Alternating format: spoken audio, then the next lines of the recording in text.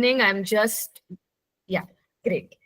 So, namaste everyone. Good evening and welcome to the second week of this certificate course on Indian knowledge systems, navigating the extent and the scope.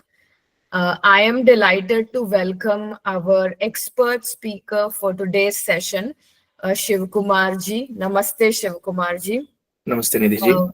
Welcome to the NLD platform. And before I formally introduce Shiv Kumar ji and hand over the session to him, just to give an overview to all the participants as well as to Shiv Kumar ji about what we did during the first week of the certificate course. So we had 5 sessions during the first week. And we started the first session with Professor Mala Kapadia's lecture on Bharatiya Gyan Parampara, whether it's a U-turn or a way forward. Then we had Shri Kapil Bhatia, who spoke on Bharatiya Itihas and the management lessons that we could draw from the Ramayana. On the third day, we had Dr. Saswati Bordoloi. She is an expert in folklore and culture studies, and she spoke about integrating IKS with modern day disciplines. On the fourth day, we had Shri Hitarth Pandya, who is an environmental educator based in Vadodara, and he runs an environmental education foundation where he's training young school children to become passionate and concerned about the environment using the Gurukul model. So that was our session number 4. And on the 5th day, we had Miss Shefali Upadhyay ji. She spoke from the prism of Indic psychology, and she spoke about how the Bhagavad Gita and its teachings could be used to anchor cognition as well as emotion. So we have had these 5 sessions, Shivakumarji, and I'm glad that you are there with us today. You will be speaking about the foundational elements of IKS, because that is what Professor Mala Kapadia started her session with. We kicked off this certificate course with the very basics, and now in the second week, we will again be switching over back to the basics. Most of our participants are faculty members in various colleges and universities, and they come from different disciplinary backgrounds, but most of them are invested into teaching IKS in their respective universities and colleges, and a lot of them are also into IKS research. So I once again take this opportunity to welcome Shivakumarji on the behalf of my team at Nucleus of Learning and Development and GNVS Institute of Management, Mumbai, with whom we are collaborating for this certificate course. It's my privilege to introduce Shivakumar GV. He's the director of IKS Changemakers at Indic Academy. Some of you who have already attended our FDPs on IKS would always know that we share some very useful resources for IKS teaching and research. And in the previous year, the 4 or 5 FDPs that we have done on IKS, we have always shared Indic Academy's website with our participants and also Indica courses website. So Shivakumarji is one of the key team members at Indica. His responsibilities focus on Indica's critical mission to serve and nurture IKS change makers by enabling them to fulfill their potential, passion, and purpose. He guides initiatives that enable IKS change makers to become domain experts, institution builders, and cultural leaders. And he also guides this initiative in a direction that bolsters the broader IKS ecosystem through the 6C program, that is champion, connect, coach, contribute, collaborate, celebrate. That's really unique and wonderful. Shivakumarji is on an ambitious pledge to honor and sustain the legacies of 108 living and past gurus from the 20th century. His efforts have been focused on organizing, making accessible and cultivating a parampara that highlights their significant contributions to Bharatiya civilization. He's the curator and designer of IKS Meta Retreats. I have attended one of it very recently in 2024 at Tiruvannamalai, and IKS Changemakers podcast at Indica. He's also a consulting editor for Indica Today. Shivakumarji is an IKS research scholar focused on Itihasa Puranas and IKS with a particular emphasis on the Mahabharata and Purushartha. His work includes developing contemporary frameworks rooted in IKS principles for personal growth, leadership, and public policy, alongside crafting civilizational theories based on Purushartha and Shrishti Sthiti Laya for institutions and communities. As a prolific contributor to Indica Today, he has authored over 100 articles on topics like the Mahabharata, Itihas Puran, and civilizational studies. His contributions extend to literature, including curating the book Arya, an anthology of Vedic studies, and co-authoring Unsung Valor. I'll soon be showing the link of his book on Amazon. He is an MTech in computer science from IIT Bombay and has a degree in engineering from NIT Surat, and that is his Gujarat connection, which I'm very happy about. With 25 years of experience in the IT industry, his expertise spans theoretical computer science, algorithms, learning systems, design, pedagogy, architecture, program management. He is based in Bangalore and he is a devoted follower of the river goddess Saraswati. So I'm sure participants are eagerly looking forward to your session. Very quickly to share with participants, and of course we'll be putting up all these resources in the chat box as well as in our WhatsApp group, so you can see Arya, an anthology of Vedic women. It's written, curated by Shivakumarji and published by Indic Academy. You can check his interesting work. It's a compilation of Vedic women and their lives and their principles, values, and what they stand for. And this is the IKS Changemakers podcast, YouTube channel, podcast channel. So you can see he's doing a podcast with IKS Changemakers. This link will also be shared in the WhatsApp group as well as in the chat box. And of course, you can definitely check out Indica Academy's website and Indica courses as well.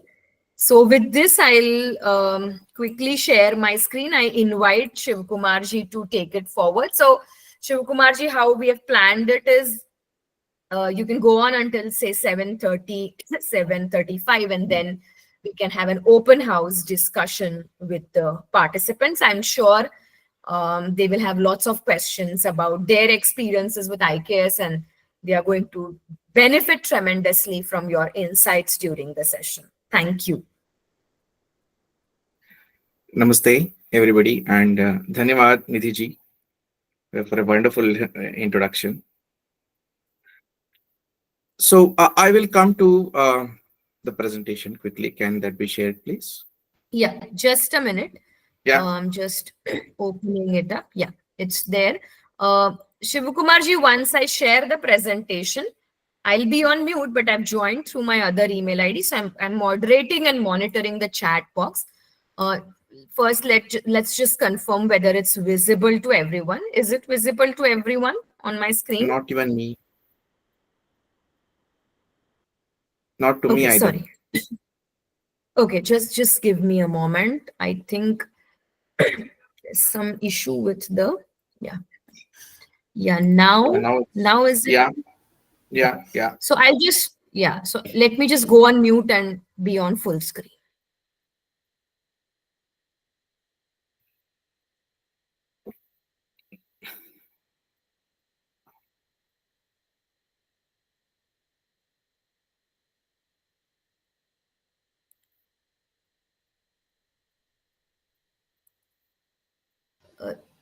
Yes, I think we can go ahead, Shivkumarji, if the No, the PPT presentation is is visible. lost. Okay, so once I go on mute, No, I is said the PPT is not appearing. Ah, now it's appearing again. yeah. So now I will make it on full screen and go on Yes. mute. Yes. Yeah, just give me a moment to mute myself. Yeah.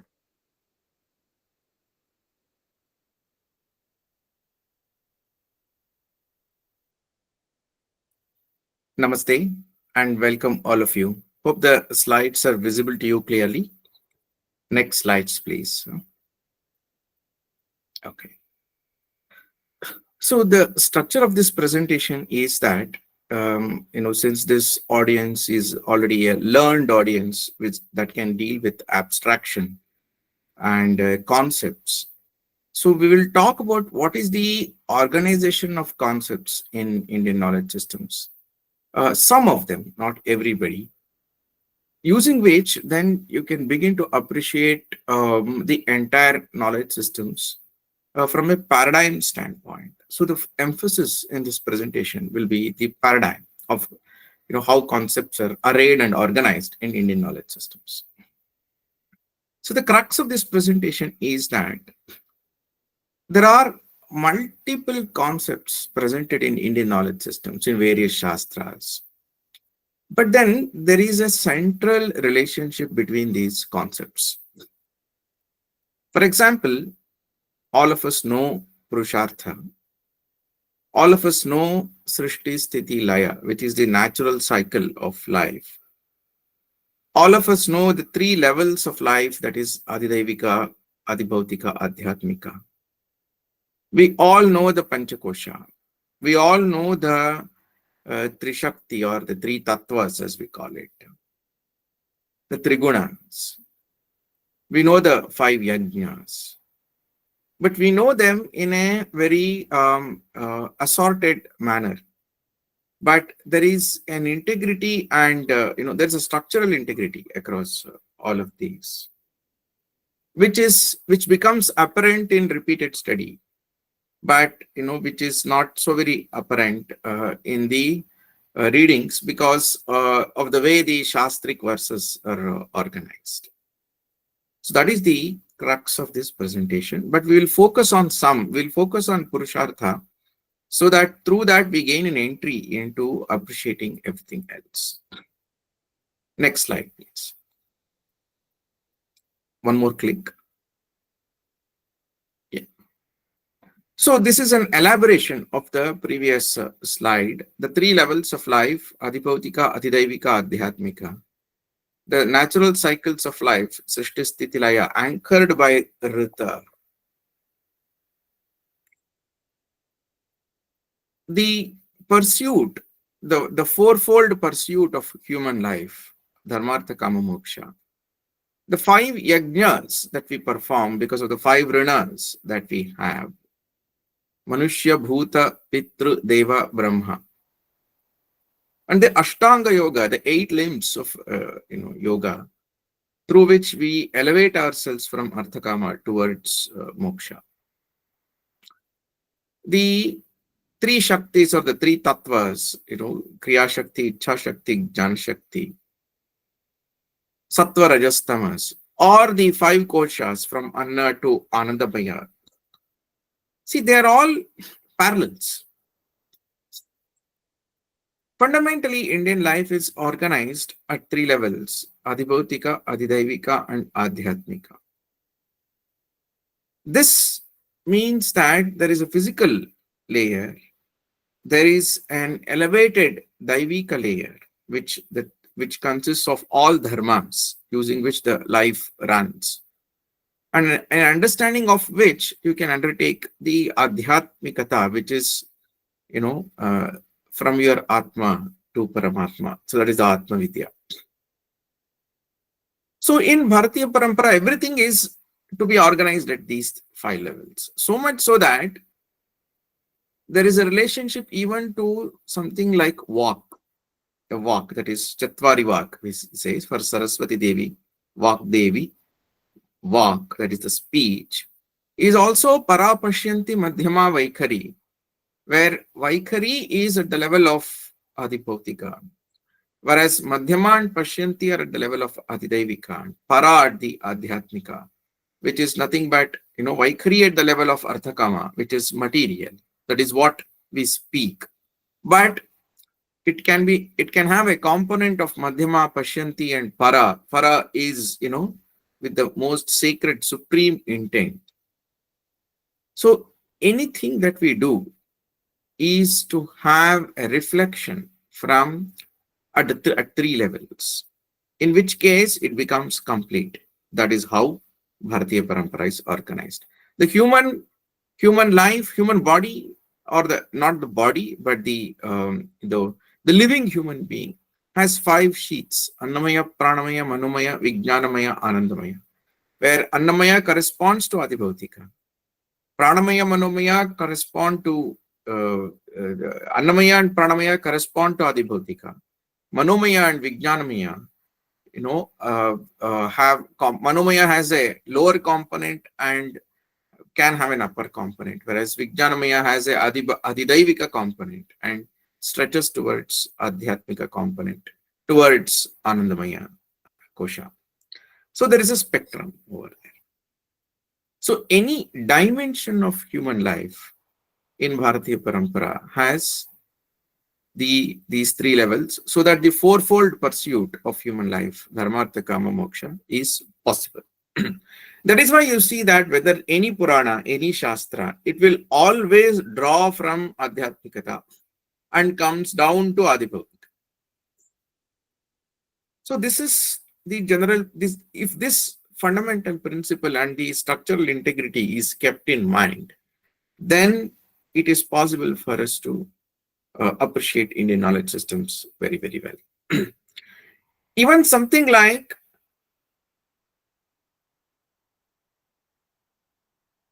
Samadhana Bheda Danda, which is a structural a strategy of execution. When Sama aligns with Adhyatmikata, then there is a higher order effectiveness of what you do in through the Samadhana Bheda Danda, which is actually a execution strategy for the statecraft. However, we will not cover all of this. The objective of this slide is to present an integrity across all these concepts, so that as learned audience, you have the opportunity to explore further and see how this integrity plays by itself. For the purpose of this presentation, we will stick to 2 things, that is Dharmartha Kama Moksha and the Srishti Sthiti Laya and Rita, so that if these 8 concepts are known, then we will be able to understand the rest of the concepts and undertake a journey by ourselves. Next slide, please. So fundamentally, this is the guiding principle. Dharma, we all know the word dharma very, very well, and we need to appreciate its interrelationship with all other concepts. We should be able to articulate its relationship with other IKS concepts, and that is how we will be able to weave all concepts together and look at Indian knowledge systems in a holistic manner, rather than in a isolated, compartmentalized manner, which will not help us in in advancing and applying it for contemporary realities. So dharma sustains artha and kama. Dharma protects all sacred pursuits and sacred journeys. And the paradigm of dharma's pursuit is yajna. Dharma's paradigm of performance is karma. That is, the yajna is performed through karma. And dharma is realized by offering rinas. Karma and rinas are significantly related. Dharma requires the recognition of natural cycle. Srishti Sthiti Laya is a natural cycle. Dharma requires the organization of our life at three levels: Adi Bhautikata, Adi Daivika, and Adhyatmika. Most importantly, what is Dharma becomes clear when we understand Rita. That is, Dharma becomes definite because of Rita. And we will see what Rita means in the rest of the presentation. Dharma requires pursuits to be organized for human beings so that they can use their five sheets, that is Annamaya to Pranamaya. They can use their three Shaktis and their three Tattvas, that is elements. They should, any organization of material life that does not recognize the five sheets, the five Shaktis, and the three elements, means that it will be against Rita. It will be against Purushartha. So the material life being organized for Panchakosha, for the three Shaktis and the three Tattvas or the three elements, is extremely important for civilization design. Dharma requires spaces to be organized, physical spaces to be organized, so that the five rinas can be offered. So any civilization design, any institution design where the five rinas are not defined will fundamentally harm the pursuit of Purushartha. If we recognize this relationship of Dharma with other Indian knowledge system elements, then our appreciation and pursuit will become holistic. Next slide, please. That said, how does the common man think? The common man thinks that like this: I have an aspiration. I want to become something. And why should I become something? To fulfill my desire, to become secure in life, to build a healthy society, and to experience the divine beauty of life. You ask anybody, they will start with aspiration. They will tell you something about their desires and securities, but you nudge deep. Slowly, their wanting of a healthy society will begin to become apparent. And they all recognize, most people in the society recognize the divine beauty of life, divinity of life, and there is some pursuit of divinity in everybody. And nobody wants a system where a pursuit of divinity is not recognized. This is common. This is, I've spoken to umpteen number of people. There is a desire and a, security and a social contribution and divine pursuit is common, at least in India. Leave alone India, it is common across the world also, whether it is recognized in this form or not. But this is nothing but Purushartha. This is ingrained in the Indian mind very deeply. It is not, if you ask a common man, the term Purushartha will not come at all. But the tapascharya of our ancients is such that, it has gotten deeply ingrained. And in spite of enormous modern education, these elements are still alive in India. Next slide, please. That is nothing but the Purusharthas. And this interrelationship between Purushartha is what is not clear to the common man. The common man will look at these four elements in an independent, isolated, in modern terminology, we can say that, independent swim lanes.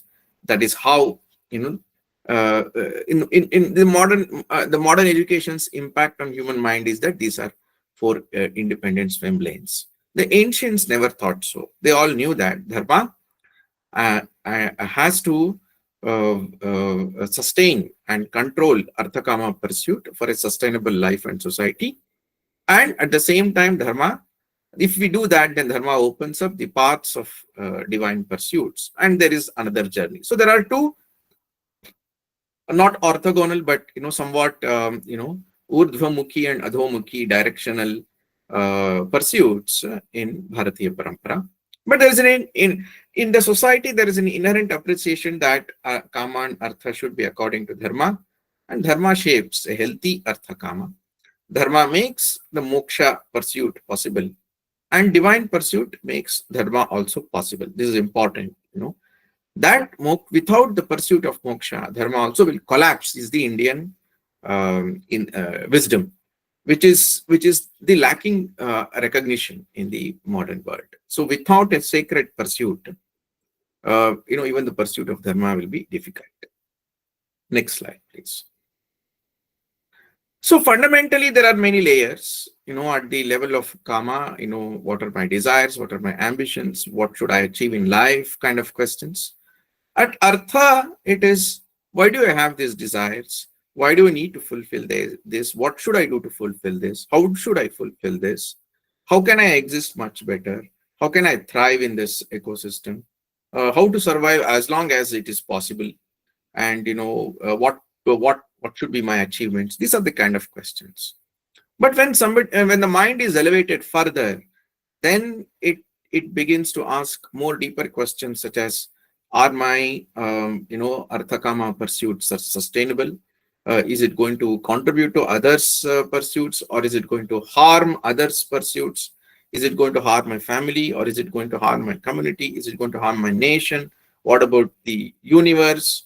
So that is the awareness of the negative impact. Then the pursuit of positive impact. How do I serve through my arthakama? How do I serve the family, community, nation, society, and so on? Then it goes further. How do I pursue divine well? How do I bring the divine energy down to the earth well? From in that entire spectrum also I can operate. This is how the purushartha of an individual plays out in the society. Next slide, please. Fundamentally, the vision of the purusharthas is that we pursued our arthakama through dharma towards moksha. But the recognition that pursuit of artha of two can clash, pursuit of kama of two can clash, and hence dharma is needed to balance. And without moksha, dharma also becomes, without the pursuit of sacred, dharma pursuit also becomes complex. This is the vision of the purusharthas. What is the next slide, please?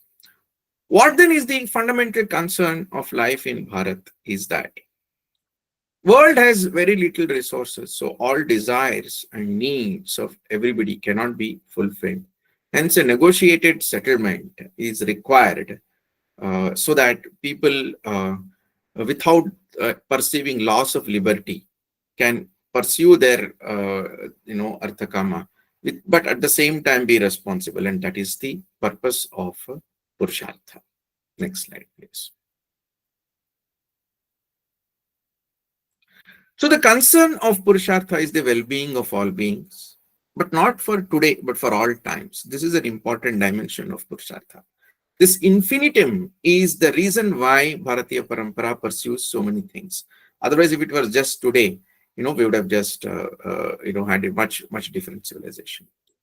Fundamentally, this is a framework of life that enables fulfillment in a most equitable and sustainable manner for an entire society. Without Purushartha, there is no sustainability.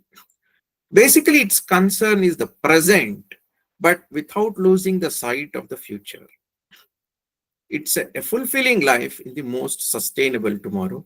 To put it shortly, beautiful today, sustainable tomorrow. That is the pursuit of Purushartha. So fundamentally, the concern of dharma and moksha is to create a sustainable arthakama for humanity on the material plane.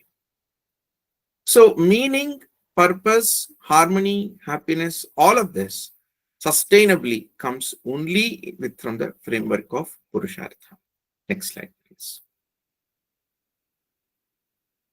So what is dharma then? Dharma is that tattva that balances everything else, the material pursuit and the sacred pursuits. It helps draw a boundary to our arthakama pursuits. It fulfills maximum possible desires and needs for everybody. So this maximum possible is important. It creates sustainable material life without conflict. It creates, nurtures, and protect.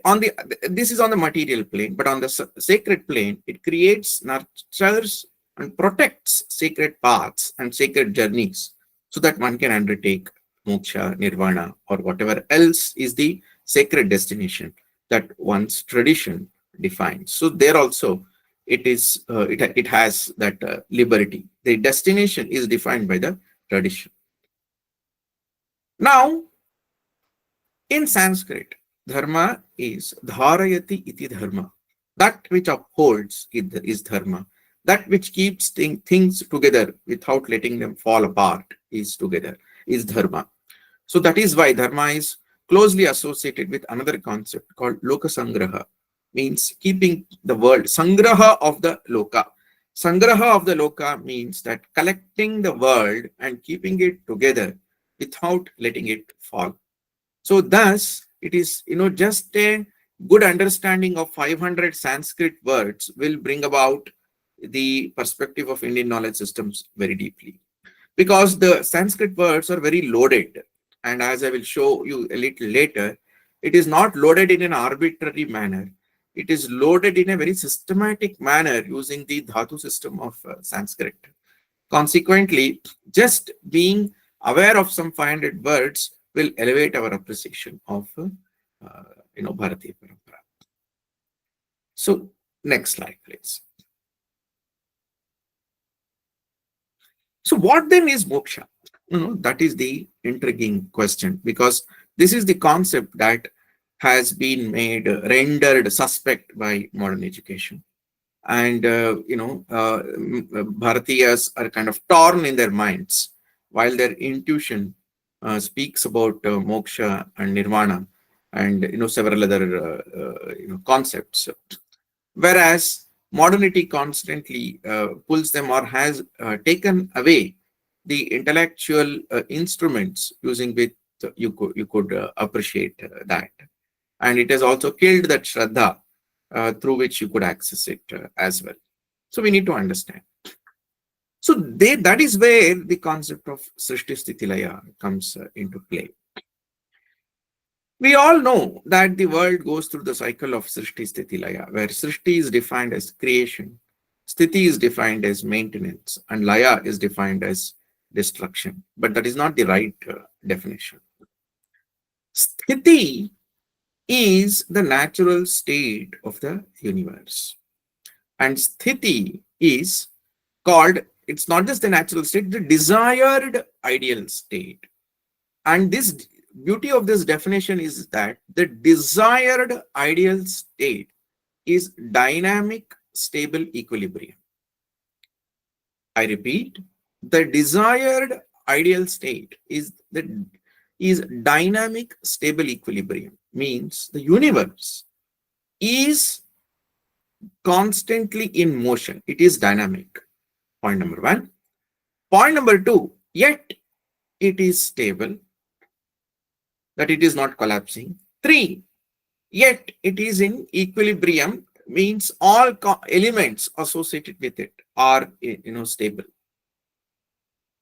So this is a very unique definition of universe in Bharatiya Parampara, which means the dynamic means while it is stable, that means there is a definition of what is stability. It is also in motion, that it is constantly moving. So this movement is Srishti. And the movement can also be Laya, which means that Srishti and Laya are working for Sthiti. This is the interrelationship in Bharatiya Parampara. So in Brahmanda Purana, it says all three are mutually stimulating and mutually restricting. It's a beautiful definition. Fundamentally, the experience of life comes in its normalcy from Sthiti and in its ecstasy from Srishti. So this unique interrelationship is what will help us appreciate moksha. At all points in time, the universe, while we desire it to be in sthiti, it is not in sthiti. It is little away from sthiti, little away from the ideal state, or little far away from the ideal state. And our pursuit through Srishti and Laya is that the world is closer to sthiti. So that ideal state may never be reached. When it is reached, that it means for an individual, moksha is realized. And when the whole, all of us have reached moksha, then it is the most ideal state of a sthiti in life. So there is an eternal pursuit of sthiti. So that is how we call Vaikuntha. And in all traditions, there is a notion of its supreme devata is the representative of sthiti. And the entire universe being in sthiti, that in spite of being in the motion, is represented by the concept of rita. Rita is universal principles of the cosmic order.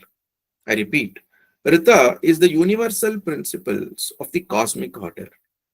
If those principles are adhered to, then the universe is in sthiti. Otherwise, the universe is not in sthiti. This is the definition. So the moksha of an individual corresponds to sthiti of the universe. That is why in the first slide, we saw sthiti and moksha at the same level.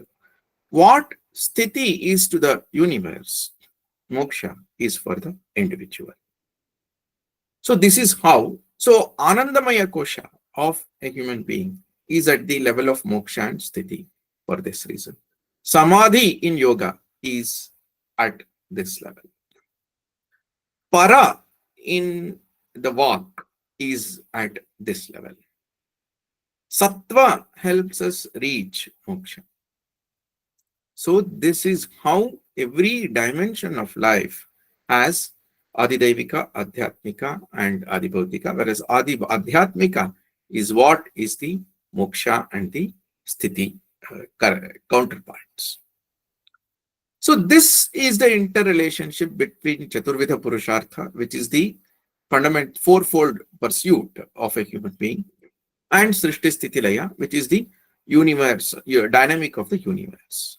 This means that in Bharatiya Parampara, the individual through Purushartha, striving to be in unison with the universe's natural dynamic, is the purpose of life in Bharatiya Parampara.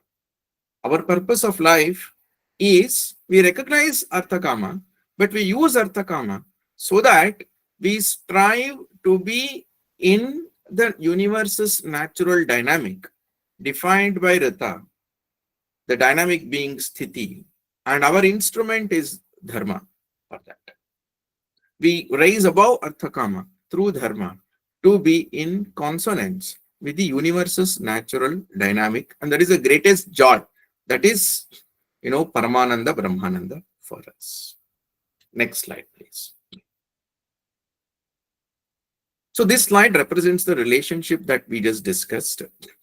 Srishti Sthiti Laya, moksha corresponds to Sthiti, and Dharma is what helps us strive for moksha, but Dharma is what? Dharma is defined by Rita. That is, Rita being the universal principles for the cosmic order. Infinite collection of all actions is Dharma. So that way, it's important to note that Dharma is not called out as specific set of actions. Anything that conforms to Rita is Dharma. So it is defined in terms of what is expected out of an action. So it is not laying out what is that action. So there is indirectly it's saying that there is an infinite number of actions that can be Dharma, because an infinite number of actions can help us, conform to the cosmic order. And the cosmic order itself is not completely defined, but it's defined in terms of principles. These principles collectively define the cosmic order. And because it is called as cosmic order, the Rig Veda is full of Rita explanations. So it is sukshma. It is very difficult. If it was cosmic order itself described, then it would not be sukshma, because it is described as a set of principles. Through principles, realizing the model is difficult, and hence it is called as dharma sukshma. Next slide, please. So fundamentally, this moksha is an axiom of Indian life. That is, that it corresponds to the universe's natural dynamic, that is sthiti. And without moksha, without the pursuit of divinity, let's call it that way, without the sacred journey, it does not, dharma is also not sustained. And without dharma, your artha kamas will become unsustainable, will clash and result in more conflicts. This is an axiom. And axiom, what do I mean by axiom? Axiom is something that you cannot prove, but you can validate in life. So there is no material proof that is possible for this, but you can validate that. The more the sacred pursuits are, the more harmony in life, the lesser the craving for the material. That is, swatah siddha in Bharatiya Parampara. We've seen this all the time. It's just that we have pushed it to the back burner because of an intellectual attack on us. Next slide, please. Sorry, my throat is not good today. So this is the relationship. Now, whatever I've described, I'm represented in the slides with in visible forms. So dharmartha kama moksha. So this rita connection which makes dharma definite or understandable, it is nothing but the universal principle of the cosmic order. In Sanskrit, it is described as Vishwa Niyamaka Tattva, or it determines the eternal flow of life. Rita itself is not the eternal flow of life, but it determines the eternal flow of life or the sustainable path of life. Keeps the universe in sthiti, and that means when you are in sthiti, you are constantly in motion, but each state of motion is in balance. Okay, so the universe can be defined as a collection of infinite number of paths, where some paths have, all points are stable, and some paths have some points not stable. So you can you can imagine the universe as a collection of such, paths. So the more the distance from the good paths, the rita paths, this is important. More the rina. That means rina is our distance from the healthy path of the universe. So when we say pancharana, which means that when our bhutarana is high, which means that we have derived too much from the material of the earth, and that has taken us away from the balanced path of life. And runa being put back means that we are taking ourselves back to the healthy path of life, that is the rita path of life. Next slide, please. So just putting it in as a comparison. So the two important premises that are unprovable but experienceable are rita is the universal life, that the universe of life is in constant motion, but that is governed by rita, which is the universal principles of the cosmic order. And sthiti, that is, it is stable equilibrium, and this is the most natural state of life. And sthiti is the ultimate state for everything. Individual seeking moksha enables the universe being in sthiti. And rita, determining the constant motion, is strived for by arthakama. When arthakama is in good pursuit, we are closer to rita. When arthakama is in wrong pursuit, we are far away from rita. Next slide, please. So this is a little bit of a repetition. So sthiti, it is the dynamic stable equilibrium.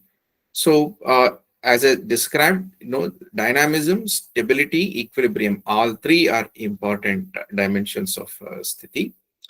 So this means that the universe is in constant motion, and dynamism represented by srishti is within sthiti in this representation. So this is the perfect state, and that is how the world should be, and that is Parabrahman. So Sthiti is Parabrahman. Next slide.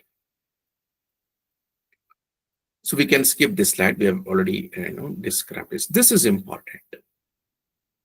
So the concepts, the explanations that I have given are quite understandable when we understand the words little more carefully. Take the word Rita, which I described just now. So this word Rita, has the Ru Dhatu, represents a flow, whereas Ta represents Sthiti or the Sthaitika Bhava, which means completeness or an orderly flow. That's what it means. So this comes from the Dhatu Patha of Sanskrit. Now, what is important here? So, the completeness of the flow means universal principles of the cosmic order, because the flow is the natural state of the universe. That is, change is the natural state of universe. And the completeness of the change means all principles that define the change. This is what is Rita.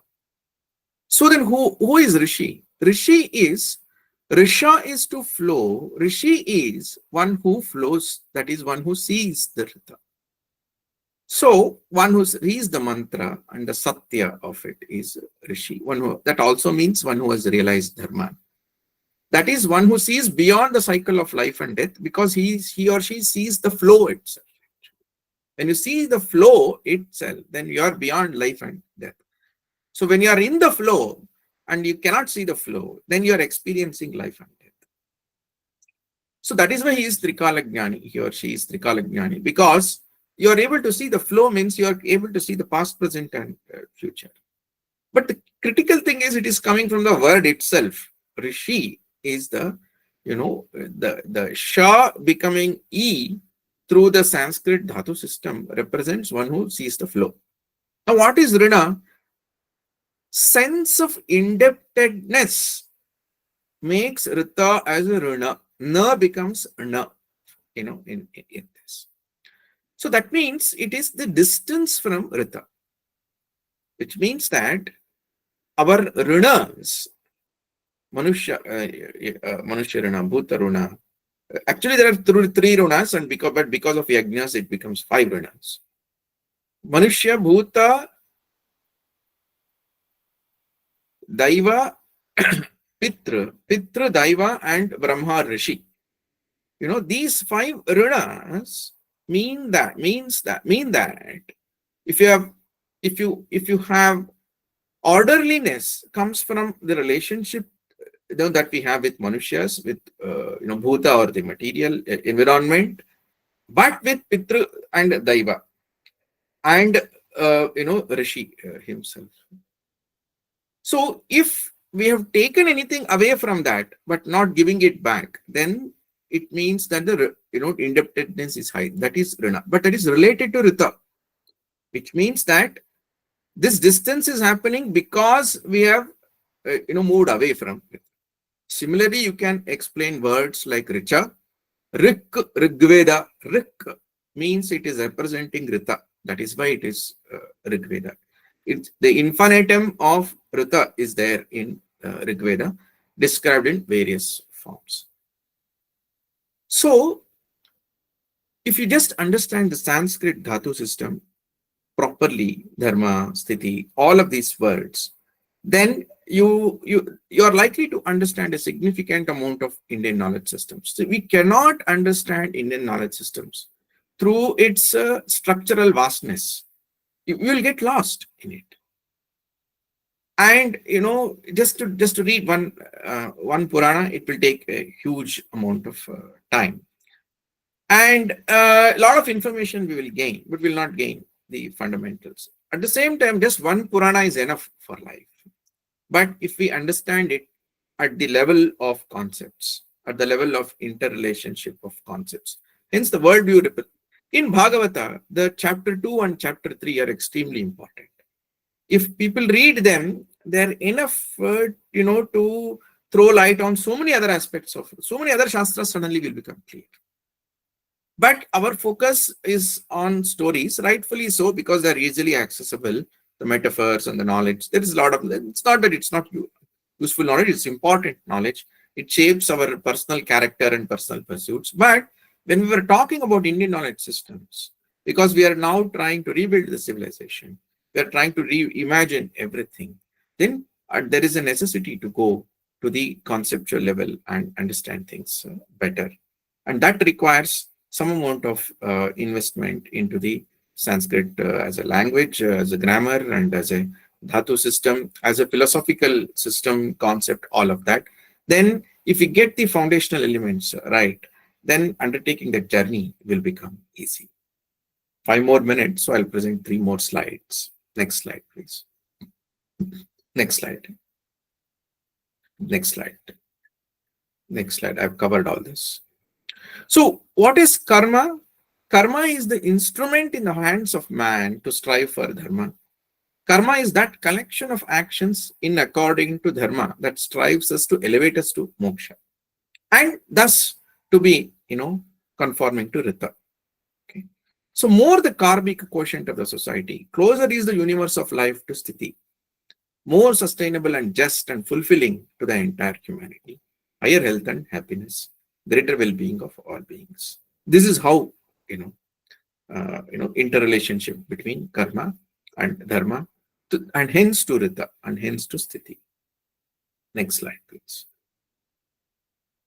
So collectively, we have represented all these concepts. This is, why Srishti happens is the Leela of Bhagavan, according to Bharatiya Parampara. So that is important to know. There's a postulating at a certain level. But our Shastras explain the nature of the Srishti in the most detailed, elaborate manner. In the Bhagavata, section 2, section 3, canto 2, canto 3, they call it, or Skandha 2, Skandha 3, you will see the most elaborate description of Sthiti, which just helps you understand so many things, because the interrelationship is laid out so beautifully. So it is important to understand the Srishti sections of all Puranas, because that will help you understand the Vedic worldview in a very deep manner. Next slide, please. We finished this. Next slide. This is important.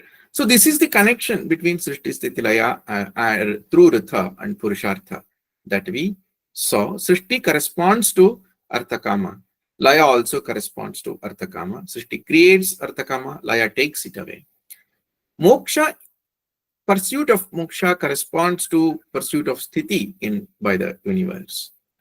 And Rita is when Rita determines sthiti, and dharma follows Rita, so that universe is in sthiti.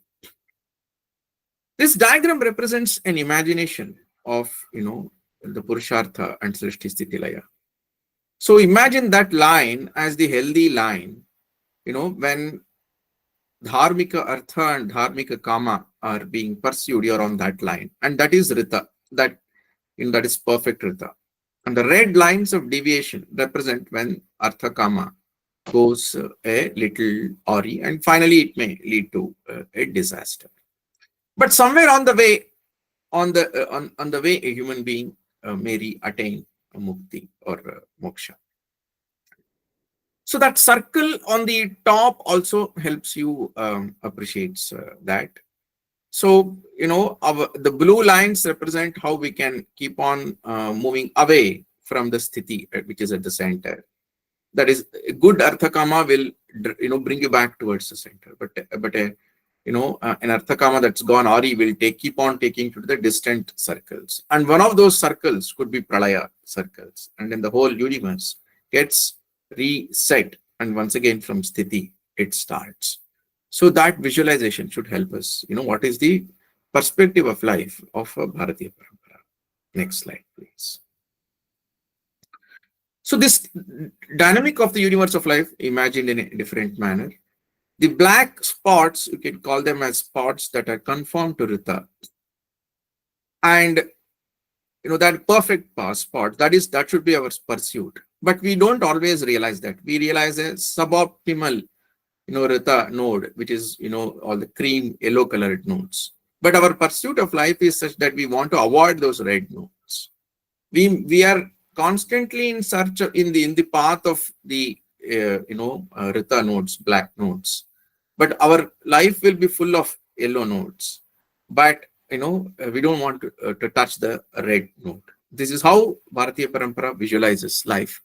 And the what is constant is you cannot stay at the same node. You have to move from one node to another node. There is no other option. That is our Arthakama or the karma. That is mandatory. Minus that, there is a lot of freedom in Bharatiya Parampara. It's not mandated to go to the same node, any particular node, as long as it is in the path of a Rita node, but somewhat suboptimal but better node. It is okay as long as you don't touch the red node. Of course, life does touch red nodes, and then pralaya happens, and then you come back to the original node. This is how life is imagined. Next slide, please. So I'll stop at this place. This is how life is imagined. At a large, whatever diagram I present in the previous slide becomes elaborated like this. So in this node, we just want to avoid the destructive nodes, the red nodes. Through our Arthakama, we don't want to touch that. Although, in the 21st century, we are significantly moving towards the red node, especially in the material pursuit. But Bharatiya Parampara has crafted a civilizational pursuit where there is a higher order realization of the balanced node and semi-balanced node. Now, I've just presented two concepts, the Srishti, Sthiti, Laya and the Purushartha. In their combination, you see this is the life imagination that emerges. When I put this on Sattva, Rajas, Tamas, and Ichha Shakti, Grana Shakti, Kriya Shakti, all of them will expand this imagination and will keep on creating new instruments. A public policy framework emerges, a leadership framework emerges, a personal vision emerges, an institutional vision emerges. So right now we are at a stage where we need to apply, we need to understand Indian knowledge systems, not just for the personal pursuit of, whatever sacred journey we have, we will anyway continue to have. But the objective is to reimagine the civilization, reimagine how, public life must be. So towards that, understanding not just these two concepts, but understanding how Adibhautika, Adidevika, Adhyatmika, morphs into multiple things at multiple levels, and knowing which framework or which concept set to be applied in a particular situation in relation to what it becomes important. And in that, I think the researchers and the faculty members, such as you, become extremely important, because you are going to be the change makers of this civilization through Indian knowledge systems. And I congratulate this organization and Nitiji for structuring this certification program, and thank you for the opportunity to present what I know about this. Dhanyavad.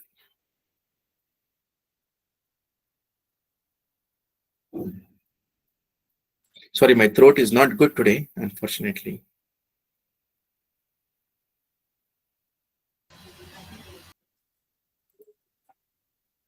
Thank you, Shivakumarji. I was just trying to exit the presentation and come back to the screen. So quite an elaborate, quite a wonderful, and we do realize that the importance of understanding ontology and epistemology from our own Bharatiya perspective is very, very crucial, because for so long they have been trained into the Western ontological and epistemological tradition. So let's, before we move into discussion, I just want you to share with the participants, number one, about your anthology, Arya, an anthology of Vedic women, and also about the idea behind the IKS Changemakers podcast that you're currently spearheading, because I think these are the tools that the faculties can use directly in the classroom. Because as you rightly said during the course of your presentation, that the initiation into Bharatiya Gyan Parampara, if it happens through stories, through anecdotes, through visual mediums, that could become more engaging and interesting at the True. stage that we are in at this moment, because freshly the introduction of new education policy and we are still navigating and trying to understand how to implement IKS in the classroom. So could you please share about your anthology as well as about the podcast that you're Thank you. currently Thank you, working on? Nidhi. It's my pleasure to introduce. Arya, an anthology of Vedic women, is a collection of 10 stories of 10 Vedic women, 8 from Mahabharata, 2 from Upanishads, written by 10 different authors. And it's curated by me. It's a project that we conceived at Indica. And these contain the stories of women from the scriptures, uh, authentically presented from the scriptures, but written in a modern short story language. So, for instance, Subhadra, his story is kind of dispersed, and she does not appear to have a character at all. But when you compile all her appearances, a beautiful story emerges, because she is the only person from the um, Yadukula and the Kuruvamsha who survives when Parikshita is becomes the king, and she is the Rajmata. So we reimagine the what would have happened in the mind of Subhadra, and a beautiful story emerges.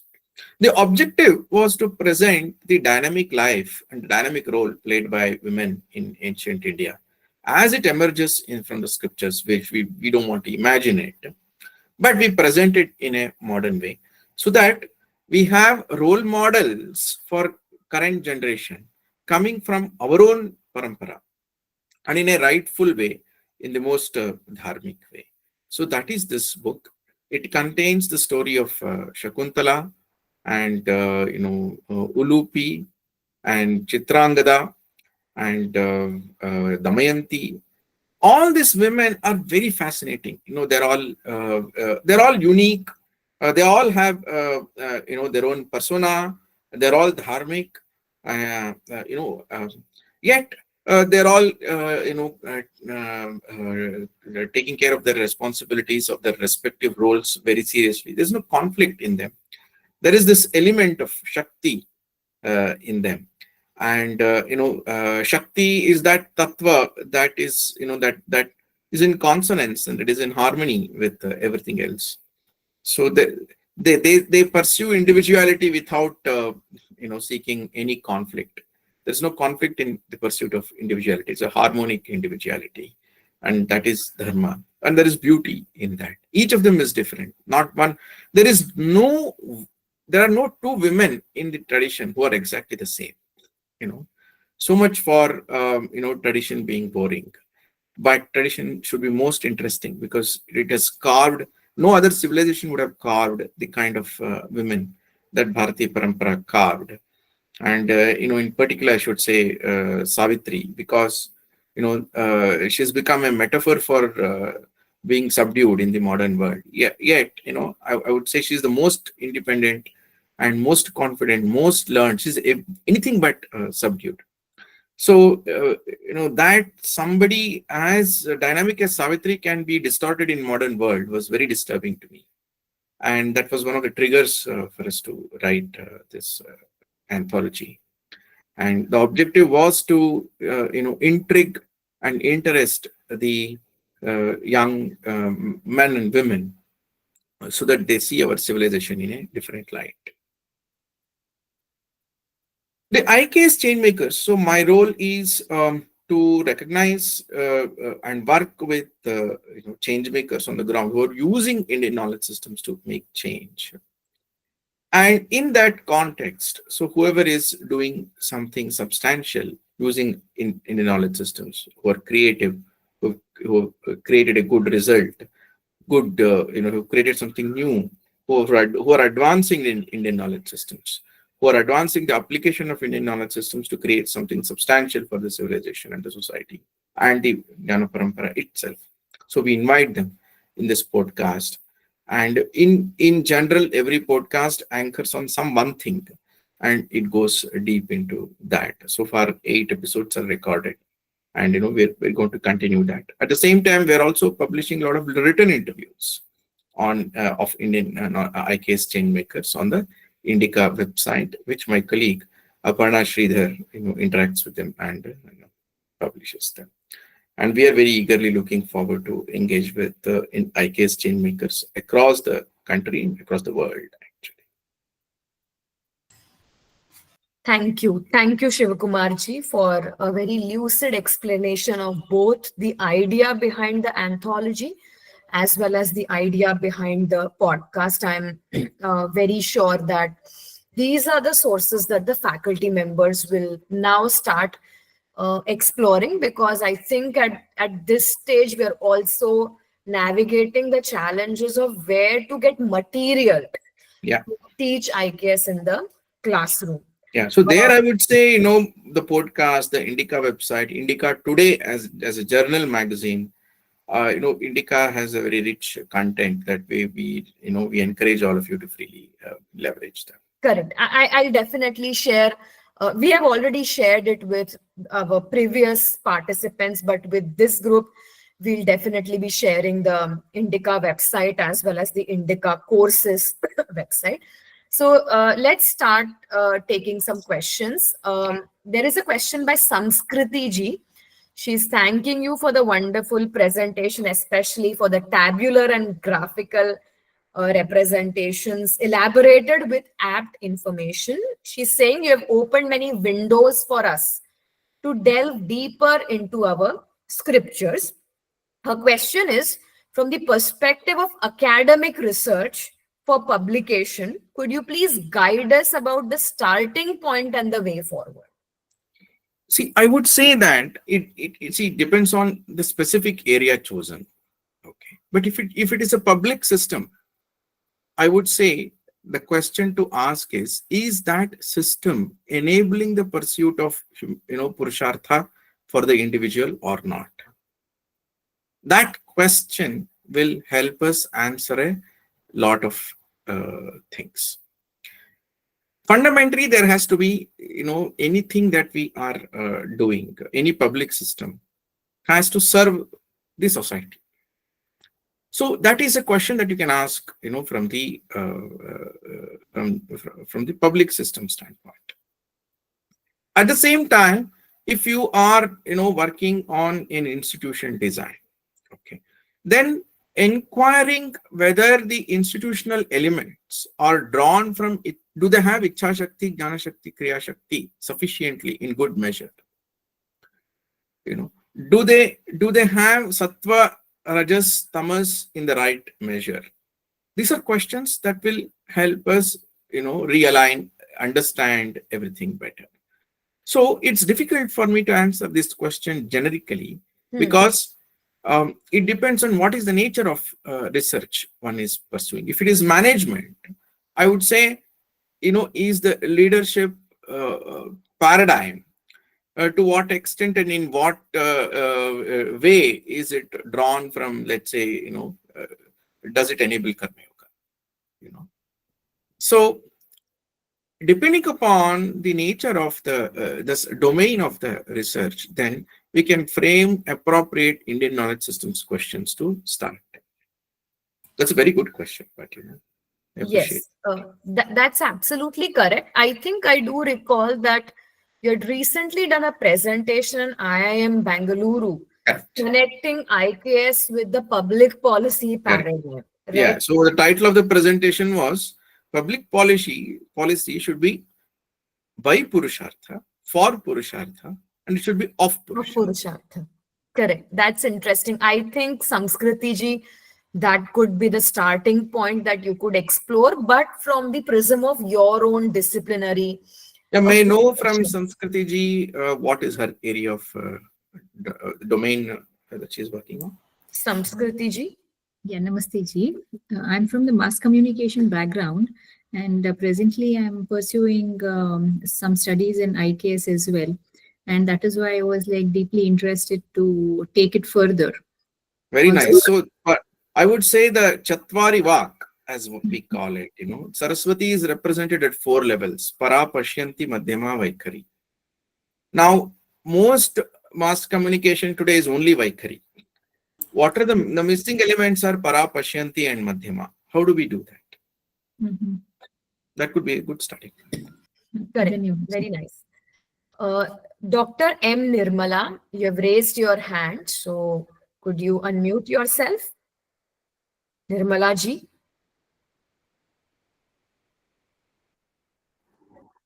Yes, ma'am. Good evening, ma'am. Namaste, sir.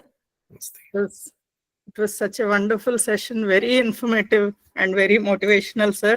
All of us feel like we should delve deep into these areas. So one query from my side is dharma meant only for human beings?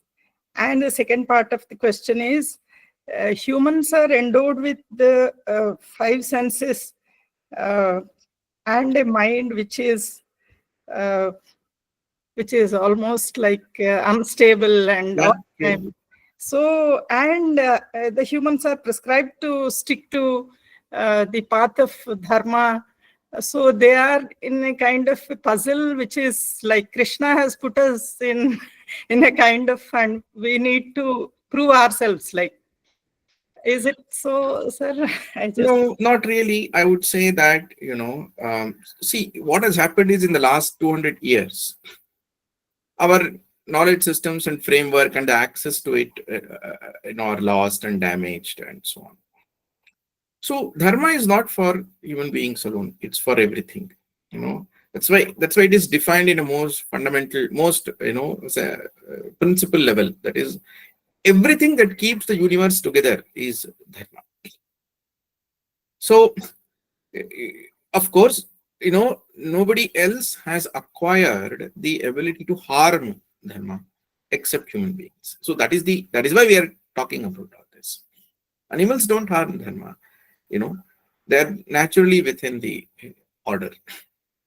Only human beings somehow in this srishti have acquired that ability, and hence we have to rein in ourselves, and that is the whole pursuit. Now, there are ways, and that's a different presentation. The reason why community life was organized in Bharatiya Parampara was that this restraint is ingrained within the community. Now, our complexity is that we have been disintegrated from the community and we have moved into individual spaces. So we have to reimagine dharma. So which is for the individual. Hence, the pursuit of Purushartha becomes very important. As we redefine all public spaces for the pursuit of Purushartha, then once again, things can come back to its order. It's a long drawn thing. So at the same time, we need to remember that, if you go back to 500 AD, 600 AD Shastras, there is a lamentation by Shastrakaras on things being very bad at that time. So at various points in time, it will go down and it will come back. So that's an eternal cycle of Srishti Sthiti Laya. So we don't need to worry about that. It's just that we have to put our drop and keep trying with it. Just that now the trying component has become far more complex, but there's no escape from trying in any case. So we can just happily pursue the, trying. Thank you, Dr. Nirmala ji, for your question. We'll take Dr. Madhukar Nikam's question next. He's saying, Shivakumar ji, that all these terms like karma, dharma, which were misunderstood or wrongly presented by colonial influence, an English translation, same as happened with IKS or tradition. How do you view this mistranslation, this misappropriation? See, half the wrong translation is because they did not understand it correctly. The other half of it is because of malice and bad intention and so on. But the good thing is that, our texts are there and our tradition has retained the ways to understand Sanskrit very clearly. So, see, if let's say 5 lakh people newly begin to study Sanskrit and, spend 10 years in it, we'll get everything back. So, but we can't get everything in 1 year, and we should not even hope for it. So we just need to, keep on exponentially increase the number of people indulging in it. If we do that, in 20 years, we'll get it. We just have to patiently wait and swallow all problems until then. Correct. Yeah. I think that's quite an optimistic point that you put forward. I think for faculty members who are into IKS teaching, they also keep expressing a lot of challenges that are being faced in the classroom at present. So Yeah. maybe It's not a joke. It's not easy, but enduring pain is important. correct. Yes. Dr. Payal Mehta, can you please unmute yourself, madam? Thank you so much. First of all, thank you, Shiv Kumarji. I can't resist myself sharing the experience that I had with Indica. I was very fortunate enough to have associated with that. Sir, you might not be knowing me directly, but with Sumitaji, my one of the research was, yes, sir, it was. Wow. I know that. Yes, sir. Yes, sir. And it was super experience with that, and I was so excited when I read that it was your session, and specifically it was Indica was mentioned. So thank you so much for enriching all of us who were hearing and who are present today.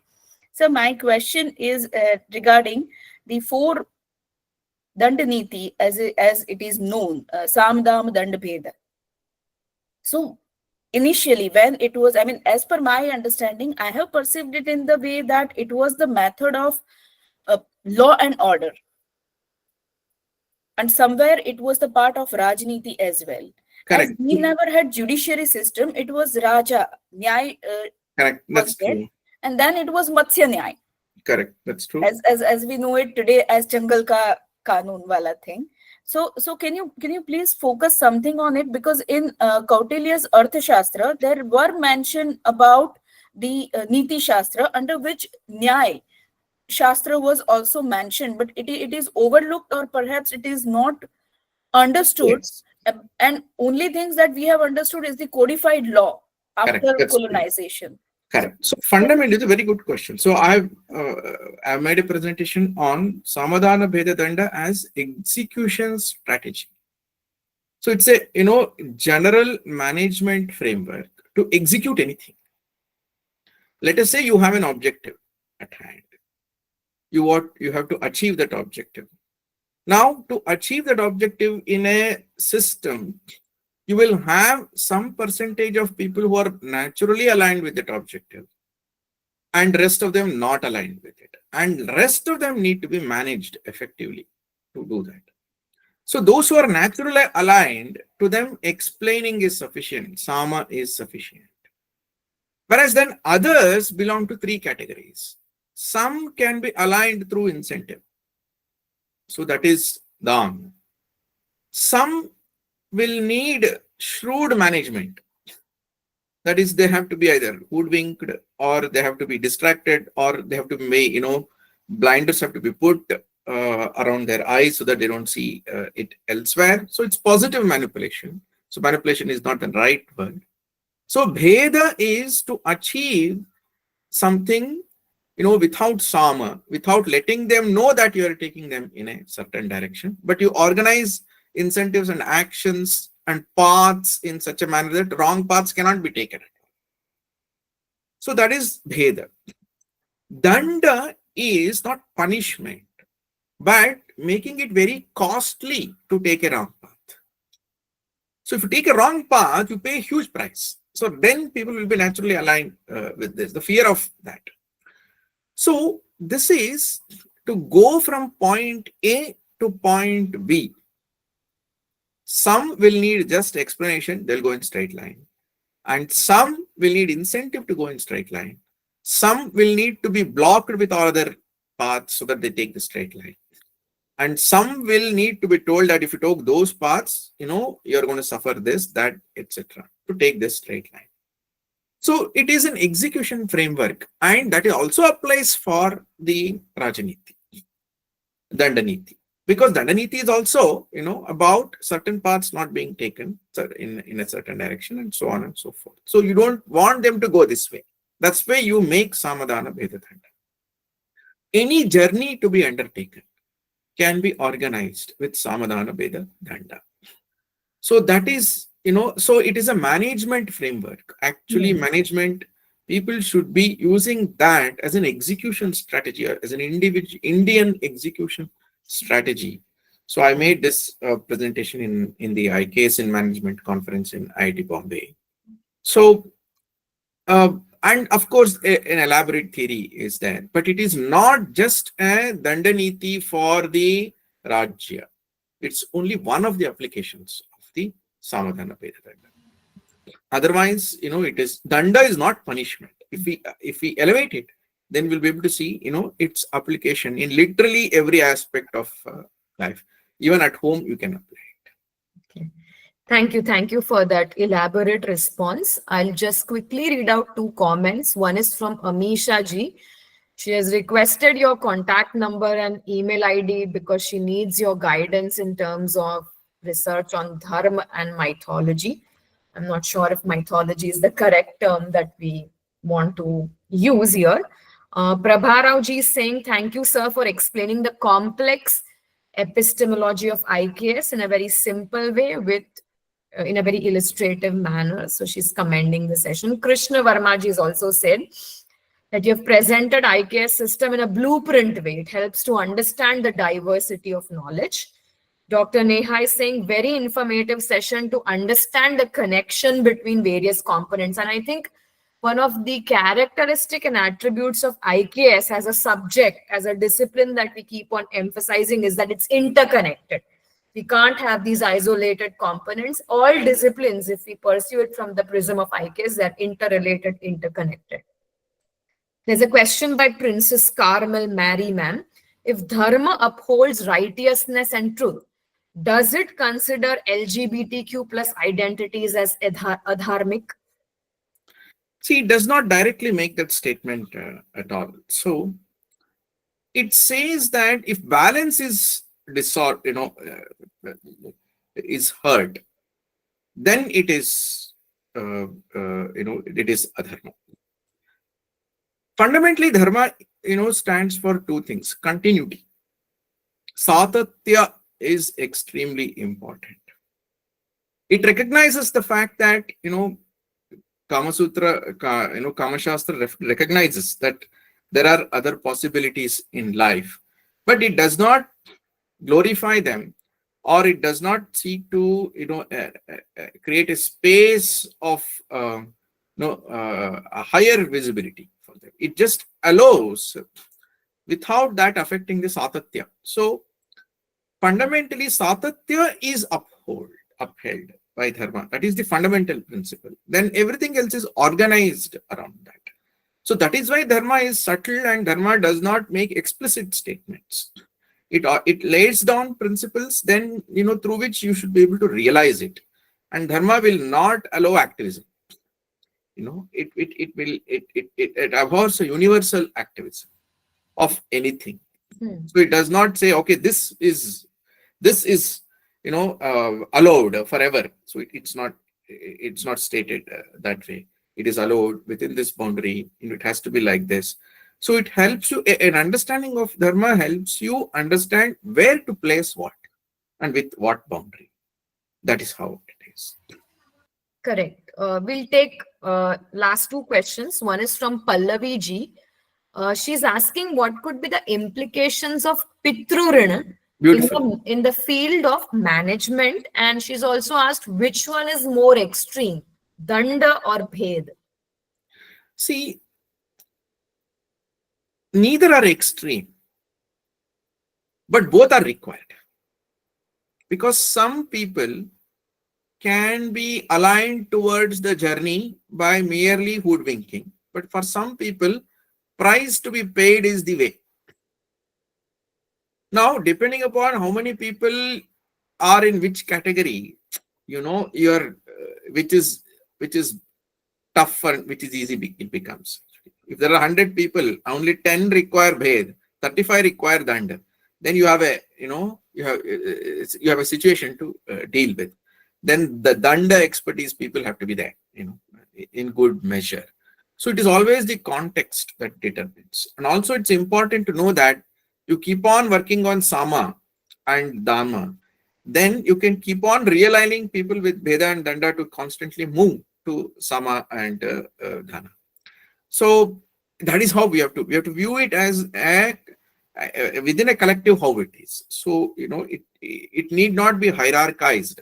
Yes, of course, if everybody is in Dana, then we are in a good shape actually. Yeah, you can say Sama is Sattva, and that is at the highest. The other three, I wouldn't put them in a hierarchy. Although you can say that people who take incentives and move ahead are more positive than Veda and Danda. But the other question is extremely important and interesting. That what could be the implications of Pitru Runa? So Pitru Runa is that by creating progeny, continuity. So you ensure that you are not dispensable to the organization, and you are constantly creating new people in the system who can undertake your work. That is Pitrurina. So what you have learned, you are you are creating a new generation of people, succession, all that happens. So that is organizations fail and collapse when this succession planning or next generation creating doesn't happen in the organization. So several organizations have collapsed, and sustaining organizations are those which strategize and ensure that leaders pay this Pitrurina and create the next generations. So that way, there is this Pitrurina in the organization also. And Rishi Rina is creating knowledge for all of this to happen, rather than creating rules and merely regulations. You have to constantly recreate knowledge. So the 5 Rinas really absolutely operate within an organization too. Thank you. I think Pallavi ji is from the management studies background, and she's herself an IKS enthusiast. So I'm sure that with these inputs, you will be taking forward research in the area. Shivakumar ji, quickly, there's a request from participants, Dr. Nirmala madam and Soma ji. If you could later on, not immediately, share a few books to start with for the themes that you discussed during the presentation. It will be really helpful. Of course, we'll also be reaching out to you on a separate mailer to request for some immediate and reading and reference material. Yeah, I request everybody to read Skandha 2 and Skandha 3 of Bhagavata. Okay. The Srishti sections, and in general develop the tendency, or develop the interest to read the Srishti sections of all Puranas. It will be very, very useful. Great. One request, ma'am. Yes, Nirmala ji. Sir, generally, whenever someone wants to criticize, they bring up this quotation from Manusmriti, Nastri Swatantriyam Arhati. So how to counter it, how to... Yeah, so that is another presentation itself. Just briefly at least, because when we go on to the days, then if they question us... No, I will share an article written by our colleague in Indica by name Shri Nitin Sridhar. So you can invite him for a talk. He is the Manusmriti expert actually. So I'm really not the Manusmriti expert. But I would say that, see, if I try to answer that in one sentence, it will become apartha. So I will avoid that, because I'll end up creating more questions than answering. Correct. So you please kindly forgive me, and let that be an independent session. Let more knowledgeable people on Manusmriti Nitin, Sridhar, and others take it up. I can respond, but I'm just resisting the temptation to do a half-hearted answer. Correct. I think the article will help Dr. Nirmal Yes. answer. And I think there was a related question by, of course, there are requests that you should come and do a week-long faculty development program. Shiv Pleasure. Kumar. I'm very, very happy. Yeah. I think Nivedita ji was also asking a similar question about the stature of women. In ancient times, women were idols of supreme virtues and were often worshipped. Over the years, what could be the reasons that the pedestal of women is crashing down? That's one question. And just also, Manish ji is in the session. He's saying that your explanation was a very elegant explanation of Rina in the organizational context. And Krishna Varma ji has asked, you discussed about Kama Sutra.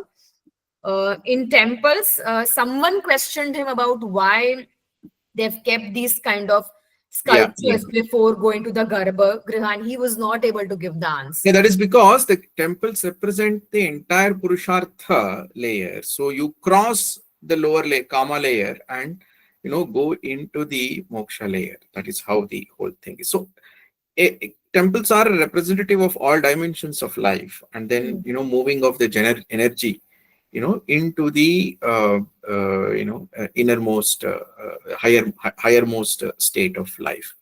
So there is a recognition of Kama being a dominant force in life, but there's also recognition of the need to elevate and ourselves from a general pursuit of Kama. This balance is there in Bharati Parampara. But there was one more question. What was that? The question about women having a high stature in ancient times. Correct. What could be the reasons for degradation? See, the reasons can only be speculated. But see, the Western modernity has not been good for women, contrary to what we think. See, today you see that there is an enormous amount of objectification of women through advertisements and so on and so forth, which is so normalized.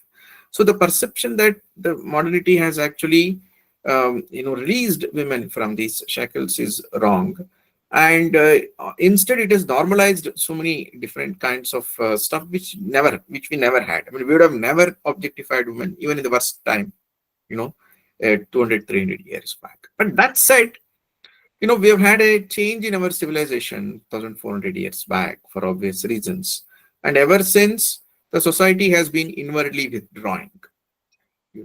So if you see, there is a village, there is a place called Chandraketugarh in West Bengal, where they have received a lot of terracotta artifacts between the Shunga period to Gupta period, that is 200 BC to 400 AD.